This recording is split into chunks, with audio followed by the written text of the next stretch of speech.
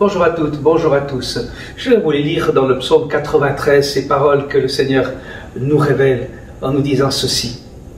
L'Éternel règne, il est revêtu de majesté.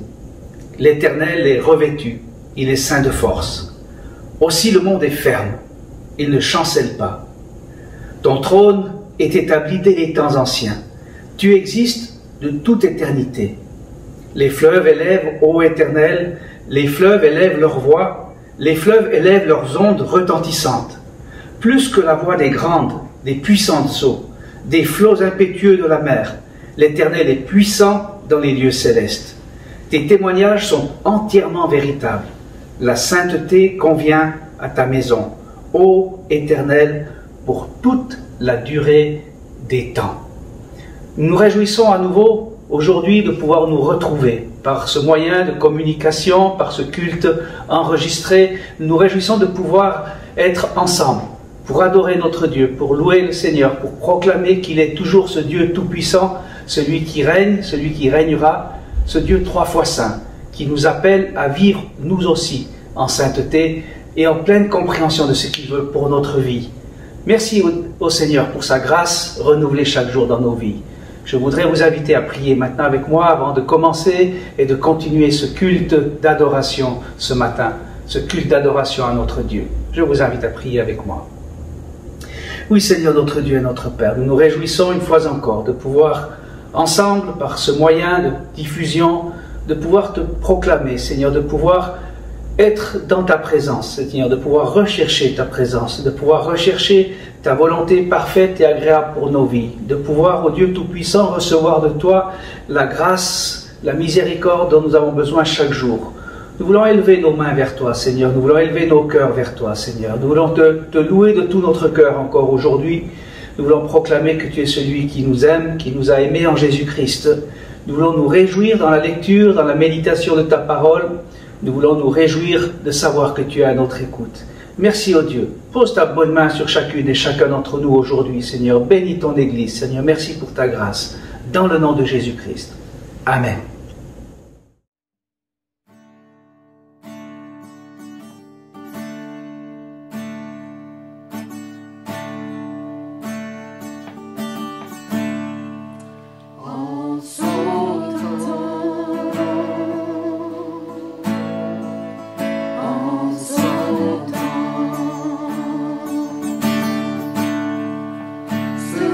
Que Dieu fait parfait.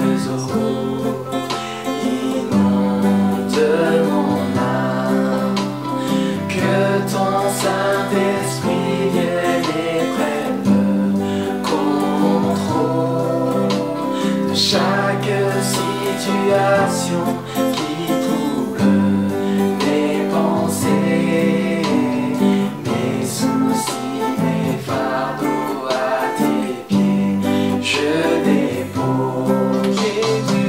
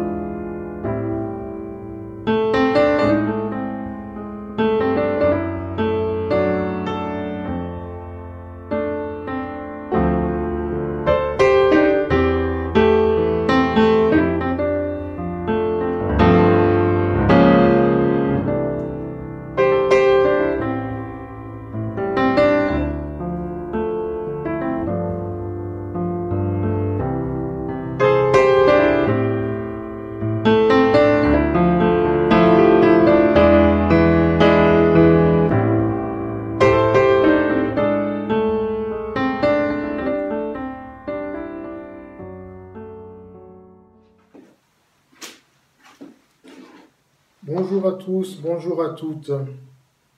Je suis heureux de partager avec vous ce matin la parole de Dieu. C'est vrai, nous ne sommes pas tous rassemblés dans un même lieu comme nous en avions l'habitude. Nous sommes chacun dans des endroits différents, mais nous sommes réunis au nom de Jésus-Christ. Nous sommes liés les uns aux autres par le Saint-Esprit et c'est ce qui fait notre force, c'est ce qui fait notre joie ce matin, de pouvoir louer ensemble le Seigneur, de pouvoir partager ensemble sa parole.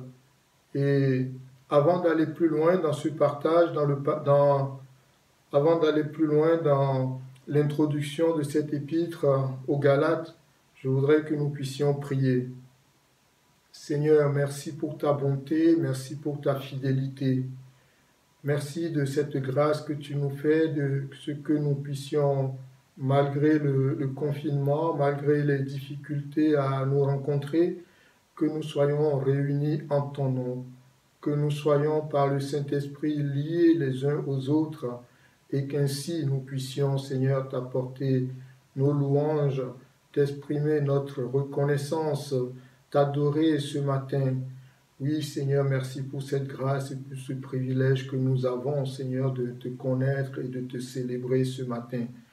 Seigneur, nous voulons te recommander aussi nos frères et sœurs qui n'ont pas pu se joindre à nous aujourd'hui via la connexion, que tu les visites, que tu les bénisses, que tu les encourages.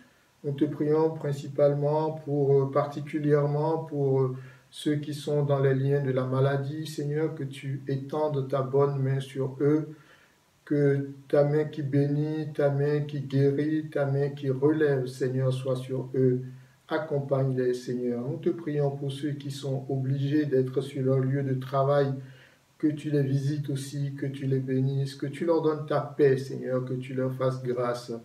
Merci vraiment pour le privilège que nous avons de t'appartenir.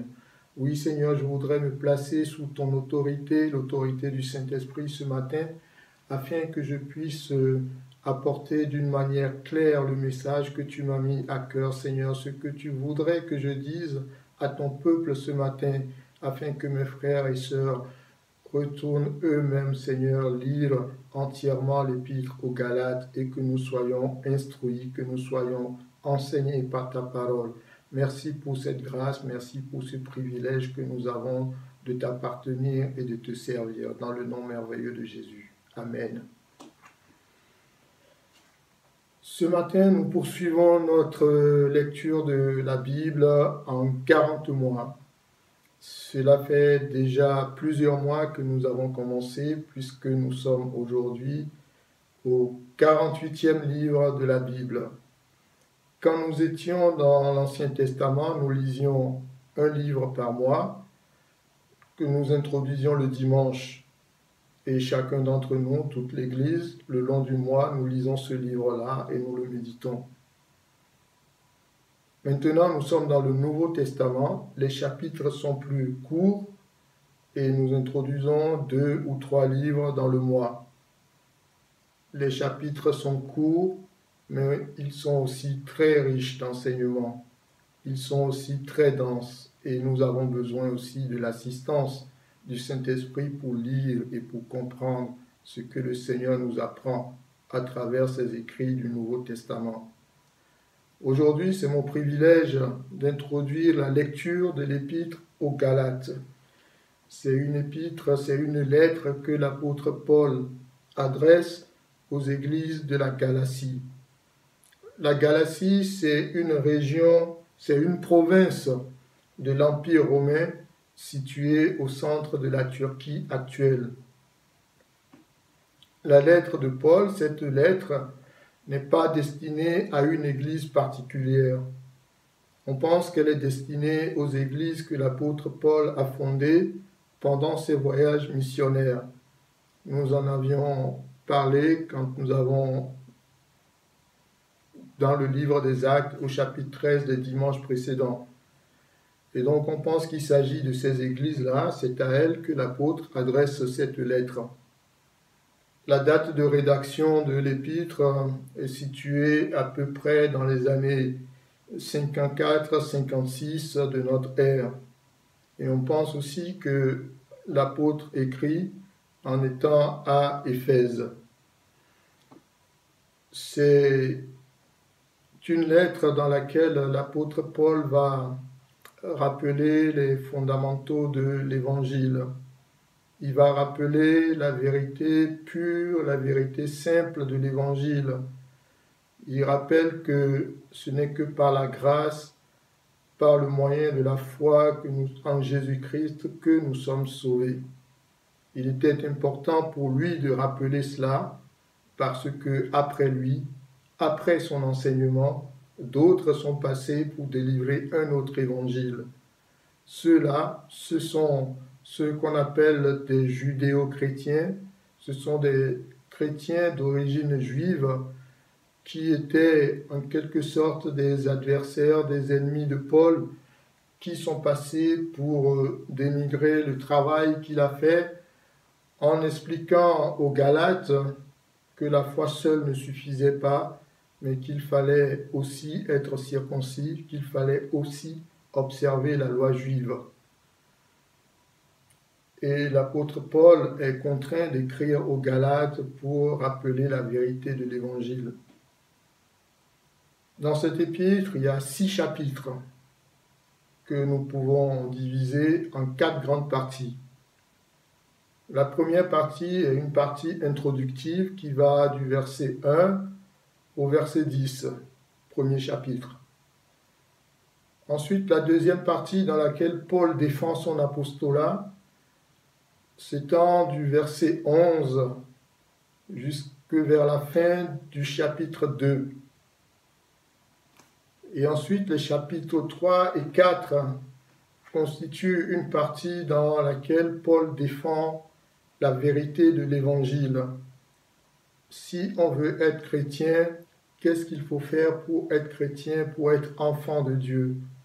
Paul développe suffisamment ces aspects-là dans ses chapitres 3 et 4, dans lesquels il défend l'Évangile. Et enfin, une dernière partie dans laquelle il exhorte à mener une vie sainte, à mener une vie sous l'impulsion du Saint-Esprit. En quelque sorte, après avoir montré comment on est converti, il montre aussi dans cette dernière partie comment vivre sa vie de chrétien, comment vivre en sainteté. Dans la première partie, Paul se présente lui-même. Paul, en fait, c'est un apôtre qui a reçu directement de Dieu et de Jésus lui-même sa mission pour être apôtre. Cette mission lui a été donnée par le Christ lui-même. Il n'est pas comme les autres apôtres que Jésus a appelés, qui ont été avec Jésus pendant son ministère terrestre. Paul, de son côté, a reçu l'Évangile, a reçu le Seigneur Jésus sur le chemin de Damas. Nous connaissons ce passage dans le livre des Actes, chapitre 9, les versets 3 à 5. Et c'est dans le Nouveau Testament, en fait, les apôtres sont des personnes qui ont été spécialement mandatées pour prêcher l'Évangile et qui ont reçu cette autorité du Seigneur Jésus. Et c'est exactement le même cas pour Paul aussi. Lui aussi, c'est le Seigneur lui-même qui s'est révélé à lui et qui lui a confié cette mission d'apporter l'Évangile aux païens, c'est-à-dire aux non-juifs. Ainsi, Paul écrit aux Galates, et certainement à nous aussi, avec une pleine autorité, l'autorité du Seigneur Jésus.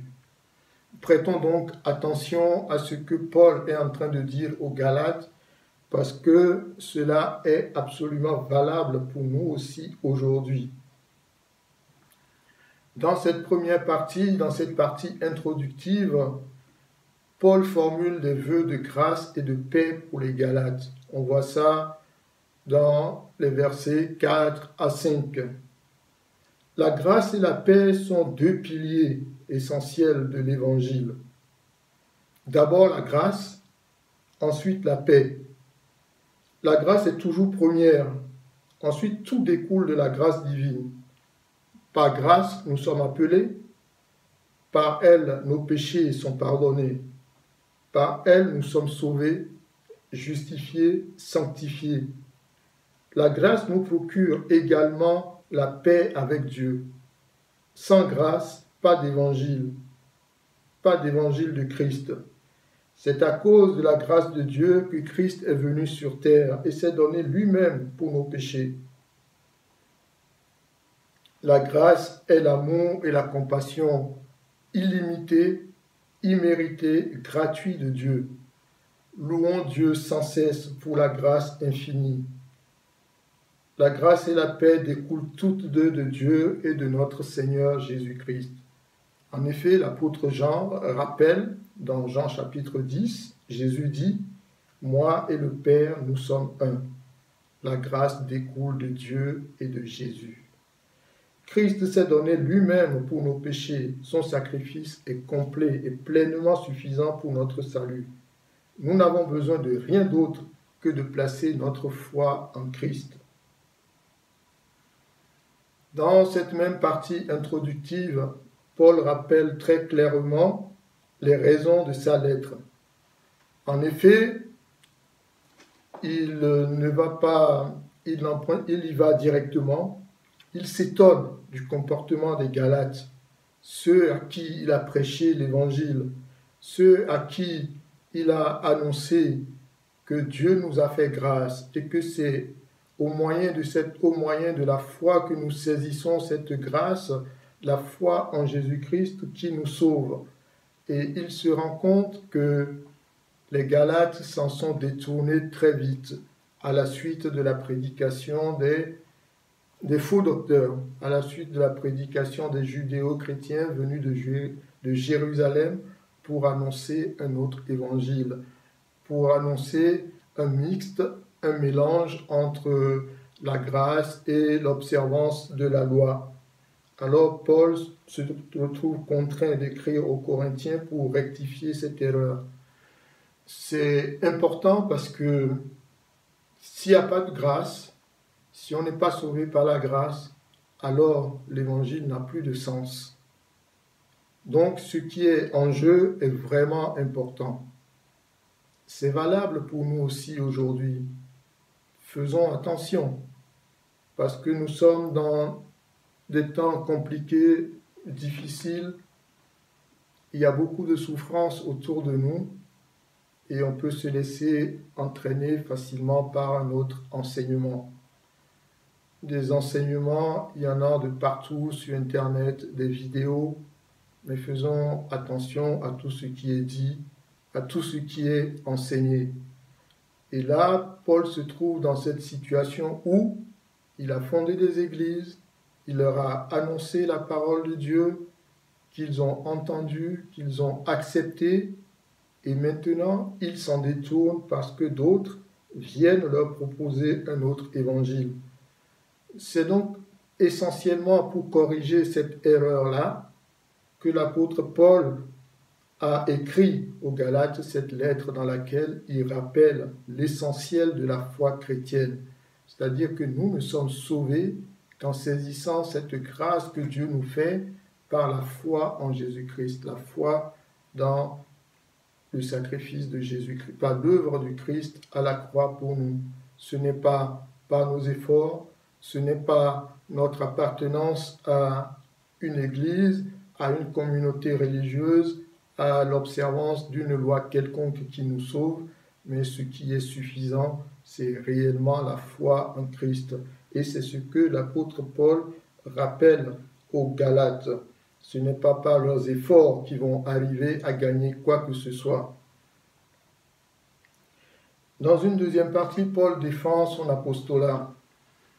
Vous savez, si les judéo-chrétiens peuvent facilement aller après Paul pour prêcher autre chose que ce que l'apôtre a prêché, c'est sans doute parce qu'ils ont trouvé un angle d'attaque très facile. Pour eux, l'apôtre Paul n'est pas un apôtre comme les autres. Il n'était pas dans le groupe qui était autour du Seigneur Jésus pendant son ministère terrestre. Il ne faisait pas partie des 12. Et donc ces judéo-chrétiens, pour eux, l'apôtre Paul était certainement un apôtre de second rang. Ce qui est absolument faux. Parce que, comme les autres apôtres, l'apôtre Paul a reçu l'évangile de Jésus lui-même, qu'il a rencontré sur le chemin de Damas. L'évangile de Christ n'est pas un produit de l'esprit humain. Généralement, nous recevons l'évangile parce que quelqu'un nous l'a annoncé, parce que nous avons lu la Bible. Il est possible aussi de recevoir l'évangile, de recevoir le salut directement par le Saint-Esprit lui-même. Mais dans tous les cas, même dans ce cas-là, où c'est le Saint-Esprit lui-même qui annonce l'évangile, ce qui est annoncé n'est pas contraire au plan de Dieu. Le plan que le Seigneur, que Dieu lui-même a mis en place depuis la chute d'Adam jusqu'à l'arrivée du Seigneur pour nous sauver, le plan de rédemption de Dieu ne peut pas être contredit par quelque chose que le Saint-Esprit nous aurait inspiré, nous aurait dit. Le Saint-Esprit, même s'il intervient directement pour parler à quelqu'un, afin qu'il croie en Dieu et qu'il vienne au Seigneur, il ne lui dit pas autre chose que ce qui est dit dans la parole de Dieu. Donc, il était important de comprendre que l'apôtre Paul était un apôtre entièrement engagé, entièrement mandaté par le Seigneur lui-même pour porter l'évangile. Cette question était suffisamment préoccupante, suffisamment grave, parce que c'était tout simplement le risque que cette région-là, qui ne reçoivent pas l'évangile, et qu'ils retournent à leurs anciennes pratiques. Donc c'est pour ça que Paul a vraiment éprouvé le besoin de leur écrire, et c'est pour ça qu'il a trouvé aussi juste de pouvoir justifier son apostolat, de rappeler que lui aussi a reçu l'évangile du Seigneur Jésus. Et ce qui se passe dans cette lettre, dans ce passage, dans le chapitre 2, où Paul justifie son apostolat, il entreprend aussi un voyage pour aller à Jérusalem pour rencontrer les autres apôtres, Pierre, Jean, Jacques, afin de leur exposer l'évangile qu'il prêchait aux Galates, afin de leur exposer la situation. Alors ce qui est intéressant, ce qui est touchant dans ce passage, quand on le lit, on voit que c'est après une révélation que Paul a entrepris d'aller à Jérusalem pour présenter aux autres l'évangile qu'il était en train d'annoncer. Voyez-vous, frères et sœurs, quand nous nous retrouvons dans des situations difficiles, des questions difficiles à trancher, à régler, ayons l'humilité de demander l'assistance du Saint-Esprit, de demander qu'il nous montre la direction à suivre, ce qu'il faut faire.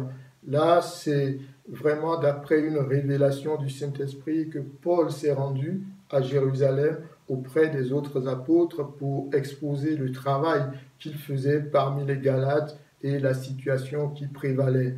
Comme ça a été avec la révélation du Saint-Esprit qu'il a fait ce voyage a été couronné de succès parce que les autres apôtres ont approuvé complètement, sans aucune réserve, l'évangile que Paul annonçait, le vrai évangile, le salut par la foi en Jésus-Christ, cette grâce que Dieu nous fait.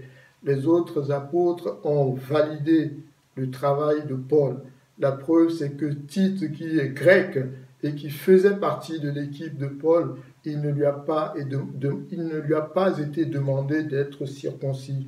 Il a été admis comme faisant partie du peuple de Dieu, étant lui aussi un enfant de Dieu.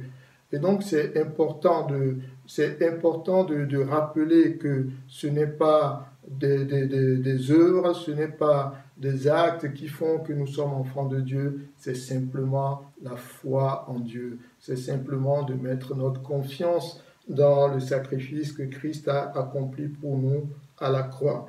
Donc pour être sauvé, il n'y a pas un autre évangile, ce n'est que l'évangile de Jésus-Christ, la bonne nouvelle de Jésus crucifié pour nous, qu'il faut accepter par la foi afin d'être sauvé. Et donc le travail de Paul a été parfaitement validé par les autres apôtres qui l'ont accepté. Il est dit dans le passage qu'ils lui ont donné la main d'association. C'est une manière de le reconnaître comme un frère dans le partage de l'évangile. Du temps de Paul, il y avait effectivement ce désaccord-là, un vif désaccord entre les chrétiens d'origine juive et les chrétiens non juifs. Les judéo-chrétiens affirmaient qu'il fallait absolument observer la loi juive, la loi de Moïse. Et Paul a pris la défense des chrétiens non juifs et il a réfuté violemment cet enseignement des judéo-chrétiens. Il a affirmé que les chrétiens d'origine païenne ne devaient pas être contraints à suivre cette loi-là, la loi juive. Ils ne devraient pas être contraints à être circoncis. Et c'est pourquoi les judéo-chrétiens venus de Jérusalem ont commencé à répandre une fausse doctrine dans la région des Galates auprès de ceux à qui Paul avait prêché. Et donc c'est pour ça que Paul est allé à Jérusalem, c'est pour ça qu'il a défendu son apostolat, il a justifié ce qu'il était en train d'enseigner aux chrétiens de Galate. C'est important pour nous aujourd'hui aussi de nous rappeler que la simplicité de l'évangile est de ne pas succomber à ces faux enseignements. Il ne faudrait pas qu'il y ait des gens qui viennent nous dire que si vous voulez obtenir le salut, si vous voulez que votre situation change, si vous voulez ceci ou cela, qu'il vous faut plutôt pratiquer ceci, faire cela. Ce n'est pas les œuvres qui nous sauvent, c'est vraiment la foi en Christ. Et ça, c'est un privilège, c'est une grâce que nous avons en Christ et ne la laissons pas, ne la perdons pas, ne nous perdons pas dans des considérations, dans des œuvres à pratiquer pour obtenir quoi que ce soit.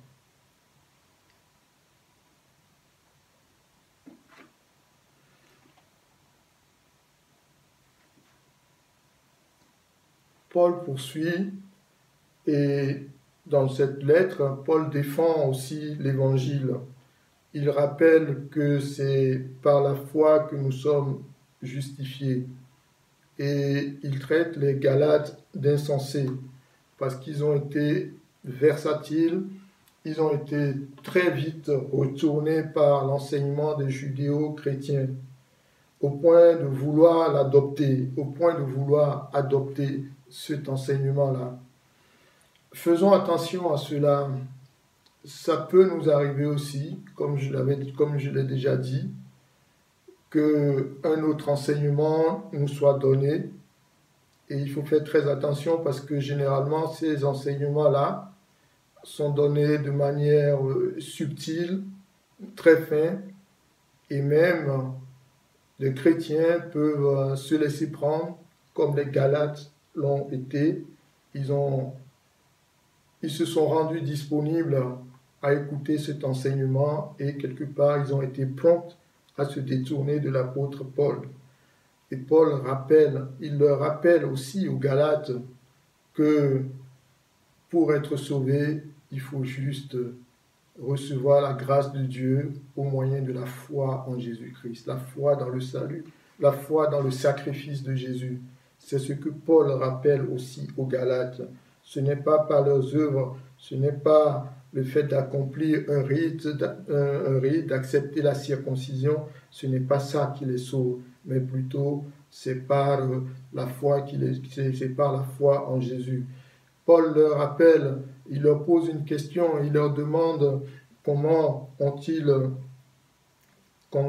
reçu le Saint-Esprit. En fait, ils ont reçu le Saint-Esprit. D'abord, vous savez, pour recevoir le Saint-Esprit, d'abord nous entendons la parole, nous croyons et ensuite nous recevons le Saint-Esprit. Les Galates avaient bien commencé. Ils ont écouté la parole que Paul leur a annoncée, ils ont cru à ce que Paul leur a dit et ils ont reçu le Saint-Esprit. Ils ont vu à travers eux les œuvres du Saint-Esprit et pourtant ils sont retournés très vite à autre chose. Ils sont passés très vite à un autre enseignement. Cela devrait nous instruire aussi. Je n'ai pas parlé de ce qu'il y a eu de cette opposition qu'il y a eu entre l'apôtre Pierre et l'apôtre Paul. Vous savez, à un moment, quand Pierre est allé à Antioche, il était en train il mangeait avec des chrétiens d'origine païenne, et quand d'autres chrétiens venus de Jérusalem, les judéo-chrétiens sont arrivés, Paul a esquivé, et à ce moment-là, Pierre a esquivé, et à ce moment-là, Paul l'a repris, Paul lui a rappelé que c'est vraiment par la foi en Jésus que nous sommes sauvés. Il lui a reproché de vouloir judaïser aussi, de contribuer en quelque sorte avec son attitude. Il apportait de l'eau au moulin de ces judéo-chrétiens-là. Et donc, il y a eu cet épisode-là entre Pierre et Paul. Ils ont mis très franchement leur désaccord sur la table. Ils en ont parlé et cela n'a eu aucune conséquence après, aucune conséquence néfaste dans la poursuite de l'annonce de l'Évangile. C'est juste pour vous dire que même si nous sommes chrétiens, même si nous connaissons la parole de Dieu, faisons attention à ne pas prêter attention, à ne pas prêter foi à ce qui peut être dit ici et là. Faisons comme Paul, revenons à l'essentiel, revenons à la parole de Dieu. Et Paul réfute l'argumentation des judéo-chrétiens en rappelant que Abraham lui-même, Abraham le père des croyants, Abraham le père de la foi, a cru et cela lui fut imputé à justice. C'est dans Genèse chapitre 15, verset 6,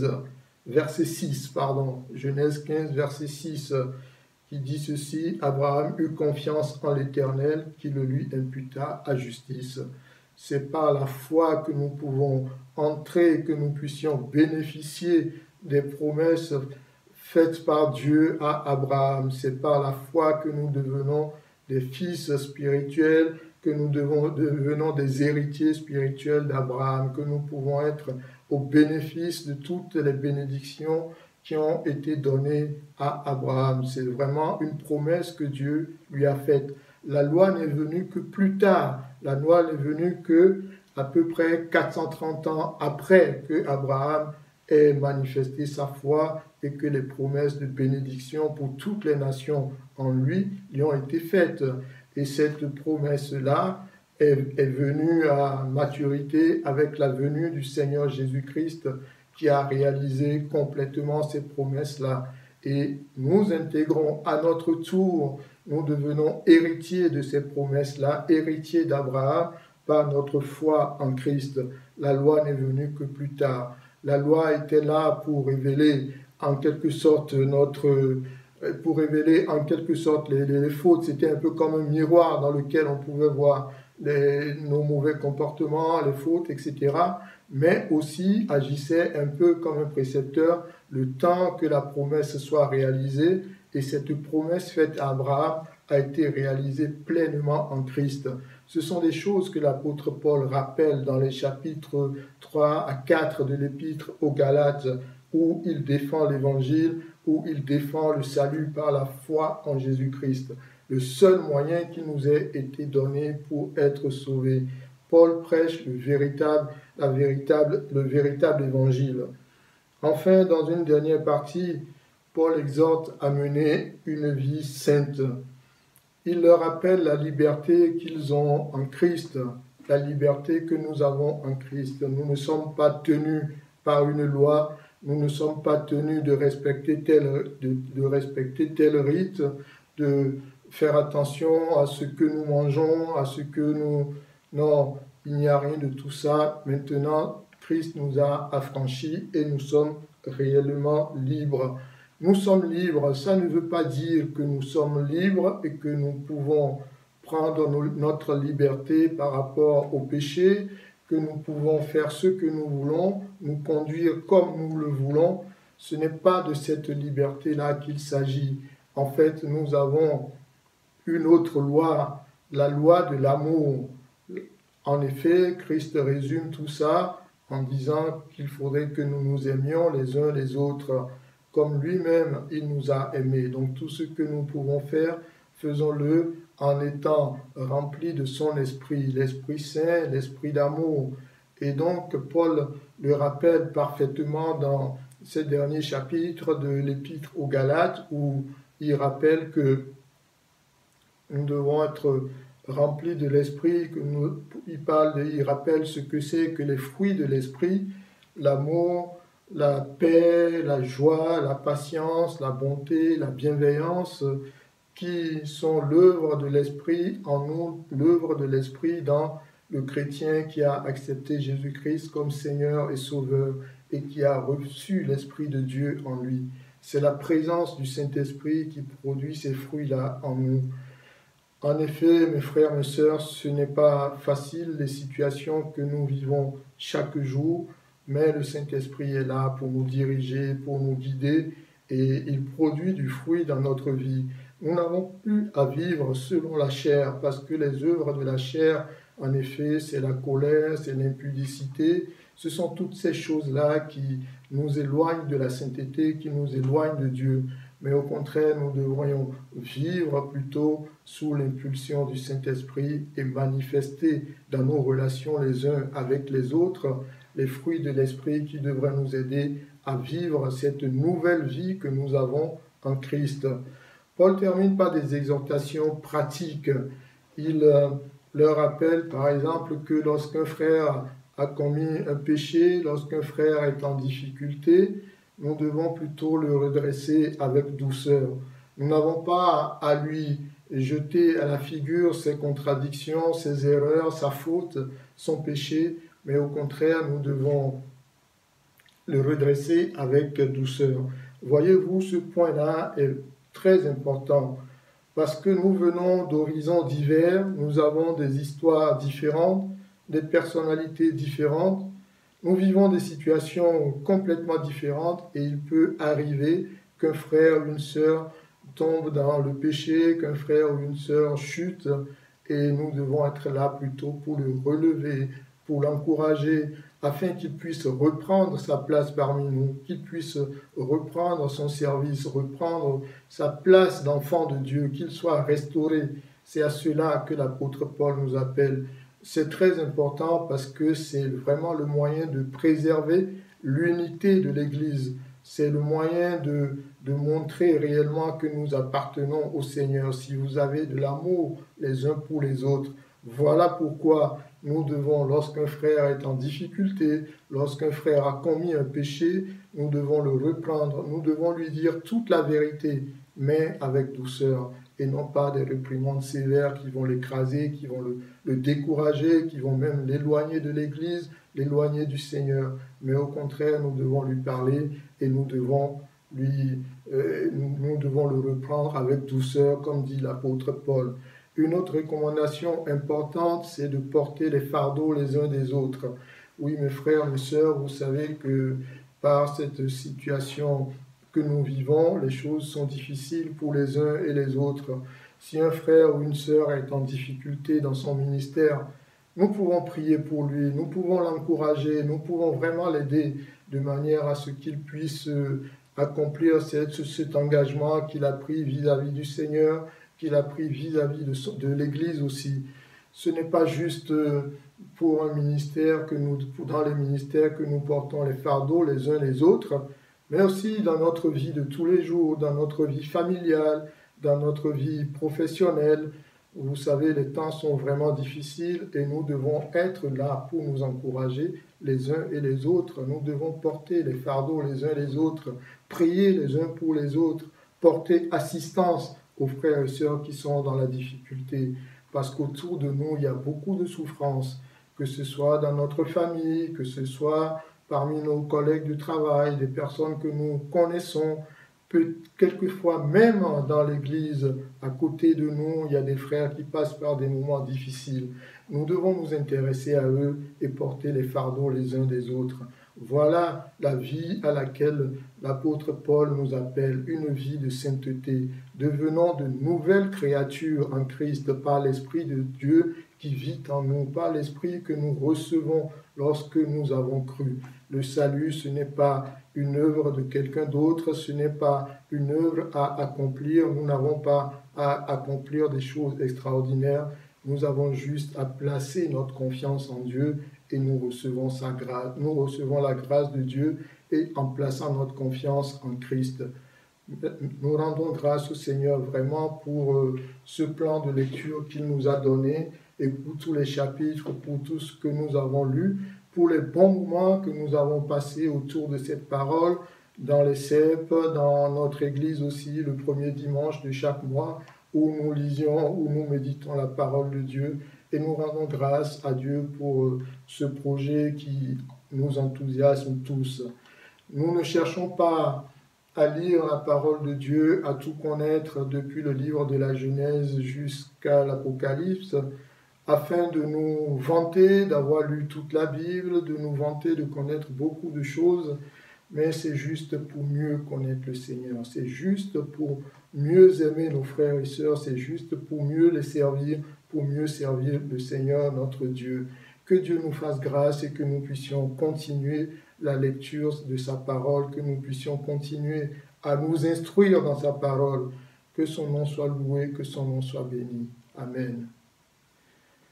Seigneur, merci pour ta bonté. Merci de ce que tu as permis que nous puissions lire les livres de la Bible, depuis le livre de la Genèse jusqu'au livre des Galates que nous allons lire dans les prochains jours. Nous en avons lu 48 et nous savons que par ton esprit, tu nous éclaires, tu nous diriges, tu nous fais grâce. Merci Seigneur pour ce privilège que nous avons de te connaître. Merci pour cette vision, Seigneur, que tu as donnée à notre pasteur, Seigneur, de permettre que nous ayons chacun lu ta parole. Seigneur, renouvelle-nous physiquement, renouvelle-nous spirituellement, que nous puissions connaître ta parole, que nous puissions obéir à ta parole, que nous puissions, Seigneur, bâtir nos vies, Seigneur, sur ta parole, que nous puissions aussi la répandre, Seigneur. Oui, Seigneur, tu veux que nous ayons un cœur pour les personnes qui ne te connaissent pas, comme l'apôtre Paul, Seigneur, que nous puissions nous aussi annoncer la bonne nouvelle du salut à ceux qui ne te connaissent pas. Reçois notre louange, reçois notre reconnaissance dans le merveilleux nom de Jésus-Christ. Amen.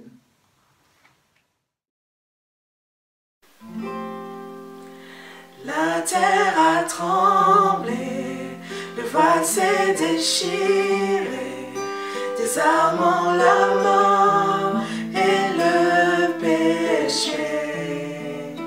Les cieux chantent ta gloire, l'écho de ta victoire. Tu es le roi ressuscité. Tu es sans rival, tu es sans égal. Dieu, tu triomphes à tout jamais. À toi soit le règne, à toi soit la gloire. Ton nom surpasse tout autre nom. Oh, ce nom est victorieux. Oh, ce nom est victorieux, le nom de Jésus, Christ mon roi. Oh, ce nom est victorieux, sa puissance est sans pareil. Oh, ce nom est victorieux, le nom de Jésus.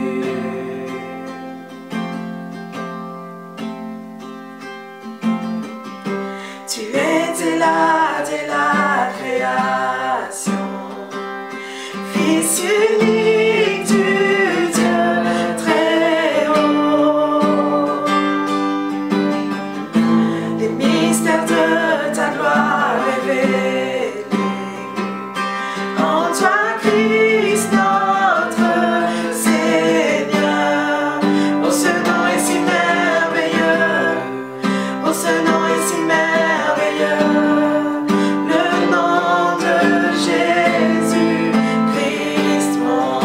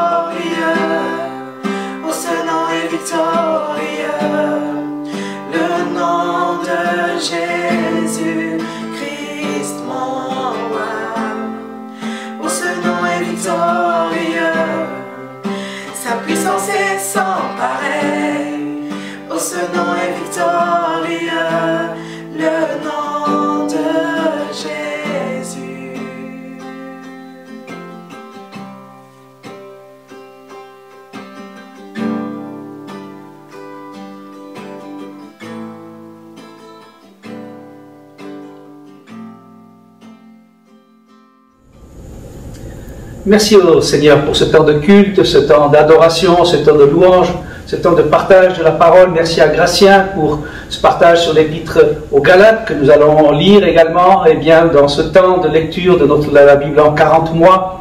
Cette semaine, nous allons également continuer notre étude du livre de la Genèse avec le retour de Jacob vers Ésaü et sa rencontre toute particulière qu'il aura avec Dieu, avec l'Éternel, à Péniel. Je vous invite bien sûr à pouvoir vous contacter, vous connecter au travers des sites, où vous allez pouvoir suivre le lien et donc pouvoir suivre également le Zoom et cette étude biblique que nous ferons ensemble donc mercredi soir.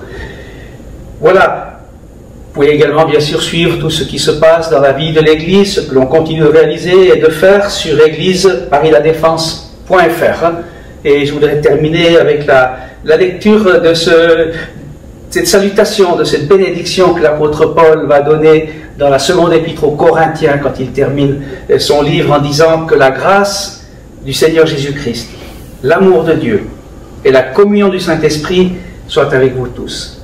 Seigneur, nous permette de continuer de louer et d'adorer le Seigneur. Seigneur vous bénisse et Seigneur nous bénisse. Bonne semaine, bon dimanche à tous.